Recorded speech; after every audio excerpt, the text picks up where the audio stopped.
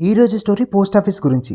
గుంటూరు అనే ఒక ఊర్లో మెయిన్ రోడ్ పక్కన ఒక పెద్ద పోస్ట్ ఆఫీస్ బిల్డింగ్ ఉండేది. ఆ పోస్ట్ ఆఫీస్ బిల్డింగ్ చాలా పాతది. ఆ పోస్ట్ ఆఫీస్లో చాలా తక్కువ పనులు జరిగేవి. ఎప్పుడో ఒకప్పుడు కానీ అక్కడ వర్క్స్ ఉండేవి కాదు. ఆ పోస్ట్ ఆఫీస్ని క్లోజ్ చేద్దామని అనుకుంటున్నారని చర్చలు కూడా జరిగాయి. అయితే ఆ ఊర్లో చాలా పోస్ట్ ఆఫీసులు ఉన్నా ఈ పోస్ట్ ఆఫీసే చాలా ఫేమస్. ఎందుకంటే ఆ పోస్ట్ ఆఫీస్లోకి ఎవ్వరూ రావడానికి ఇష్టపడేవాళ్ళు కాదు. ఒకవేళ ఏదో ఒక ఆఫీసర్కి అక్కడ పోస్టింగ్ వచ్చినా వాళ్ళు వచ్చిన కొన్ని రోజులకి అక్కడ నుంచి వెళ్ళిపోయేవాళ్ళు. ఇలా అవ్వడం వల్లే అక్కడ ఉన్న అన్ని పోస్ట్ ఆఫీసుల కల్లా ఈ పోస్ట్ ఆఫీసే చాలా ఫేమస్. అయితే ఇంకోసారి కొత్తగా అక్కడ ఒక ఆఫీసర్కి పోస్టింగ్ పడుతుంది. ఆ ఆఫీసర్ పేరు శ్యామ్. శ్యామ్కి జాబ్ రావడం చాలా ఇంపార్టెంట్ ఆ టైంలో. అందుకనే తాను ఆఫర్ రాగానే దాన్ని యాక్సెప్ట్ చేస్తాడు. అయితే శ్యామ్కి ఆ ఉద్యోగం కన్ఫర్మ్ కావడంతో పాటు అక్కడే ఉండడానికి కొన్ని ఏర్పాట్లు కూడా చేస్తారు. ఆ పోస్ట్ ఆఫీస్ బిల్డింగ్లోనే ఇంకా శ్యామ్ కూడా త్వరగా తన షిఫ్టింగ్ పనులన్నీ పూర్తి చేసుకొని ఆ బిల్డింగ్లోకి మూవ్ అయిపోతాడు. శ్యామ్కి తనకిచ్చిన రూమ్లోకి వెళ్ళగానే తనకి ఆ రూమ్ని చూస్తే ఆల్రెడీ అక్కడ ఎవరో ఉన్నట్టుగా అనిపిస్తుంది. అయితే చాలా రోజుల నుంచి ఖాళీగా ఉంది కదా, ఇంకా అలాగే ఉంటుందిలే అని చెప్పి తాను కూడా అదేం పట్టించుకోకుండా తన వస్తువులన్నీ సర్దుకుంటాడు. ఇక శ్యామ్ ఏమైనా తినాలి అనుకొని బయటకు వచ్చి ఆ దగ్గరలో ఉన్న ఒక హోటల్కి వెళ్తాడు. ఇంకా అక్కడ ఫుడ్ తినేశాక మళ్ళీ తన పోస్ట్ ఆఫీస్ దగ్గరికి వస్తాడు. శ్యామ్ ఆ బిల్డింగ్లోకి ఎంటర్ అవ్వగానే తనకి చాలా చల్లగా అనిపిస్తూ ఉంటుంది. ఇంకా శ్యామ్ తన రూమ్లోకి వెళ్ళగానే అక్కడ తన వస్తువులన్నీ గందరగోళంగా పడేసి ఉంటాయి. శ్యామ్కి అదంతా చూసి చాలా వింతగా అనిపిస్తూ ఉంటుంది. ఎందుకంటే సాయంత్రం దాకా ఉండి మంచిగా సర్దుకున్న వస్తువులన్నీ ఇప్పుడు గందరగోళంగా పడేసి ఉన్నాయి కాబట్టి. అయితే తను పక్కకు తిరిగి చూస్తాడు. అక్కడ ఒక కిటికీ తెరిచి ఉంటుంది. అక్కడ నుంచి బాగా గాలి రావడం వల్ల ఈ వస్తువులన్నీ కింద పడ్డాయి కావచ్చని శ్యామ్ అనుకుంటాడు. శ్యామ్కి ఆ వస్తువులన్నీ మళ్ళీ సర్దే ఓపిక లేక అలాగే బెడ్ మీద పడుకొని నిద్రపోతాడు. శ్యామ్ అలాగా పడుకొని నిద్రపోయాక అర్ధరాత్రి 12:30 అవుతున్నప్పుడు ఎవరో తన డోర్ దగ్గరికి వచ్చి శబ్దం చేసినట్టుగా అనిపిస్తుంది. ఇక వెంటనే శ్యామ్ వెళ్ళి ఆ డోర్ని ఓపెన్ చేస్తాడు. ఆ డోర్ని ఓపెన్ చేసి చూడగానే తన ముందు యూనిఫామ్లో ఒక వాచ్మెన్ నుంచొని ఉంటాడు. అక్కడ చీకటిగా ఉండడం వల్ల వాచ్మెన్ ఫేస్ తనకి సరిగ్గా కనపడదు. అయితే ఇంకా శ్యామ్ తనని ఇలా అడుగుతాడు, అసలు ఎవరు నువ్వు? ఈ టైంలో ఎందుకు నన్ను లేపాల్సి వచ్చింది? అంత ఇంపార్టెంట్ పని ఏంటి అని అడుగుతాడు శ్యామ్. శ్యామ్ ఇలాగా క్వశ్చన్లు అడుగుతున్నా సరే ఆ వాచ్మెన్ మాత్రం అసలు ఏం మాట్లాడాడు. అలాగే నుంచుని తన వైపు చూస్తూ ఉంటాడు. ఇంకా శ్యామ్కి బాగా కోపం వస్తుంది. అసలే బాగా నిద్రపోతూ ఉంటే అర్ధరాత్రి వచ్చి లేపిందే గాక ఏమన్నా అడుగుతుంటే మాట్లాడవేంటి అంటూ శ్యామ్ గట్టిగా ఆ వాచ్మెన్ మీద అరుస్తూ ఉంటాడు. ఇంకా తన ముఖం చూద్దామని పక్కకు తిరిగి తన రూమ్ లైట్ని ఆన్ చేస్తాడు. అలా రూమ్ లైట్ ఆన్ చేసి బయటకు చూడగానే ఆ వాచ్మెన్ అక్కడ కనబడడు. ఇంకా శ్యామ్కి అసలు ఏం అర్థం కాలేదు. అసలే బాగా అలసిపోయి ఉన్నాడు కాబట్టి ఇక వెళ్ళి డైరెక్ట్గా బెడ్ మీద పడుకొని నిద్రపోతూ ఉంటాడు. అయితే శ్యామ్ అలా పడుకున్నాడో లేదో మళ్ళీ తలుపు కొట్టిన సౌండ్ వస్తుంది. ఇంకా శ్యామ్ కోపంగా వెళ్ళి గట్టిగా తలుపు తీస్తాడు. శ్యామ్ తలుపు తీయంగానే వాచ్మెన్ నవ్వుతూ తన వైపు చూస్తూ ఉంటాడు. ఇంకా శ్యామ్కి కోపం వచ్చి, ఏంటయ్యా అర్ధరాత్రి వచ్చి దయ్యంలా నవ్వుతున్నావు? అయినా ఇందాక మాట్లాడుతుంటే మాట్లాడవేంటి? అసలు ఎక్కడికి వెళ్ళిపోయావు ఇందాక అని అంటాడు శ్యామ్. అప్పుడు వాచ్మెన్ తన చేతిలో ఉన్న టార్చ్ని చూపించి ఇందాక బాగా చీకటిగా ఉందని తాను కూడా టార్చ్ లైట్ తీసుకురావడానికి వెళ్ళానని అంటాడు. ఇంకా మీ వాష్రూమ్లో ట్యాప్ ఆన్ చేసి ఉంచి పెట్టారనుకుంటా, పైన ట్యాంక్ అంతా ఖాళీ అయిపోయింది అని శ్యామ్తో అంటాడు వాచ్మెన్.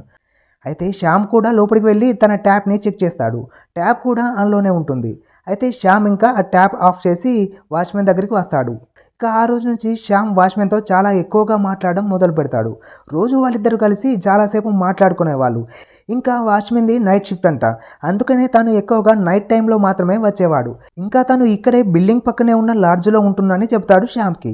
అయితే కొన్ని రోజులు గడిచిన తర్వాత శ్యామ్ ఆఫీస్లో కూర్చొని వర్క్ చేస్తున్నప్పుడు తనకు ఒక మెయిల్ వస్తుంది. ఆ పోస్ట్ ఆఫీస్ గురించి ఆ మెయిల్లో ఉంటుంది. ఆ పోస్ట్ ఆఫీస్ని ఇంప్రూవ్ చేయడానికి కొన్ని పనులు చేద్దామని ఆఫీస్ వాళ్ళు మొత్తం అనుకుంటూ ఉంటారు. అయితే శ్యామ్ అవన్నీ చదువుతున్నప్పుడు ఒక దగ్గర మాత్రం బాగా టెన్షన్ పడుతూ ఉంటాడు. అదేంటంటే పోస్ట్ ఆఫీస్ బిల్డింగ్ ప్రొటెక్షన్ కోసం సెక్యూరిటీ గార్డ్ని అపాయింట్మెంట్ చేద్దామని ఆ మెయిల్లో రాసి ఉంటుంది. శ్యామ్ ఆ మెయిల్ని చదివిన తర్వాత ఏదో బై మిస్టేక్ వాళ్ళు పంపించేశారు కావచ్చు అని అనుకుంటాడు. ఇక ఆఫీస్ వాళ్ళకి కాల్ చేసి కన్ఫర్మేషన్ కూడా చేసుకుంటాడు. తన ఆఫీస్ వాళ్ళతో మాట్లాడాక ఎందుకంటే నిజంగానే ఆ పోస్ట్ ఆఫీస్ బిల్డింగ్కి సెక్యూరిటీ గార్డుగా కొన్ని సంవత్సరాలుగా ఏ సెక్యూరిటీ కూడా పనిచేయలేదు. అయితే శ్యామ్కి ఏమీ అర్థం కాదు. మరి రోజు నైట్ నాతో మాట్లాడుతుంది ఎవరు? నా ఆఫీస్ వాళ్ళు సెక్యూరిటీ గార్డ్ని అపాయింట్మెంట్ చేయకపోతే మరి ఎవరు వచ్చి నాతో నైట్ మాట్లాడుతున్నారు అంటూ ఇలాంటి చాలా డౌట్లు శ్యామ్కి వస్తాయి. ఆ టైంలో వాచ్మెన్ తనకు చెప్పింది గుర్తుకొస్తుంది. పక్కనే లాడ్జ్ ఉంటుంది, అక్కడే తను ఉంటానని చెప్పాడు కదా.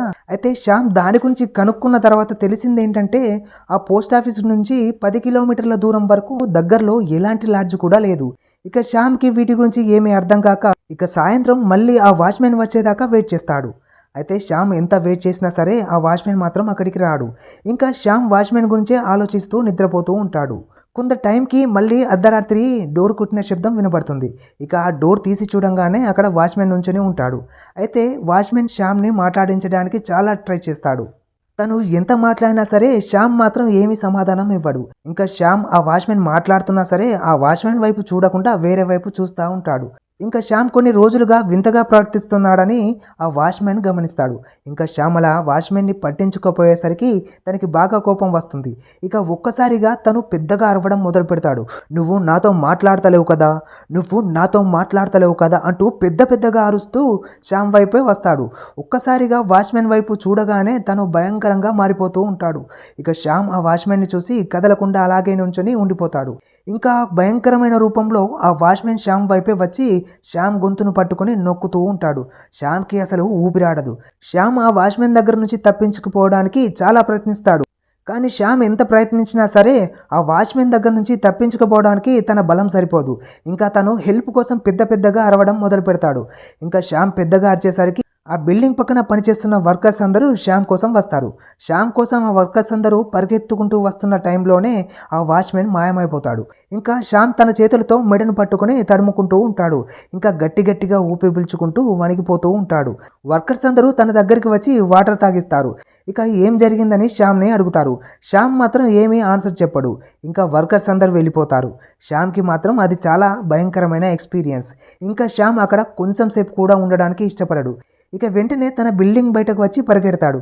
ఆ బిల్డింగ్కి ఎదురుగా ఒక ముసలాయన కూర్చొని ఉంటాడు. ఆ ముసలాయనను చూస్తే ఇక్కడ చాలా సంవత్సరాలుగా ఉంటున్నట్టుగా అనిపిస్తుంది. అయితే ఆ బిల్డింగ్లో జరిగిందంతా ఇక ఆ ముసలాయనకు చెప్తాడు. ఆ ముసలాయన ఇదంతా విని ఇదంతా ఖచ్చితంగా వానిపడే అంటాడు. అయితే అలా ఎందుకు జరిగిందో మీకు తెలుసా అని శ్యామ్ అంటాడు.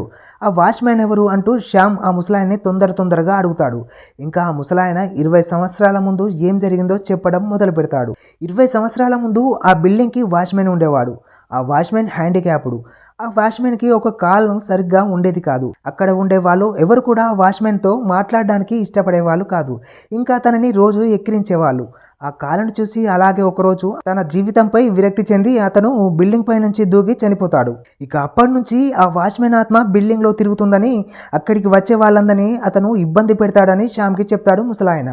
ఇక శ్యామ్ ఇదంతా తెలుసుకున్న తర్వాత అసలు అక్కడ పనిచేయాలని అనుకోడు.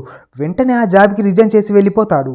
ఆ ఆఫీస్ వాళ్ళు శ్యామ్ ఎందుకు రిజైన్ చేశాడు అని తనని రీజన్ అడిగితే వాళ్ళకి ఎక్స్ప్లెనేషన్ ఇవ్వడానికి కూడా ఏం జరిగిందో శ్యామ్ ఇంకా వాళ్ళకి చెప్పడు.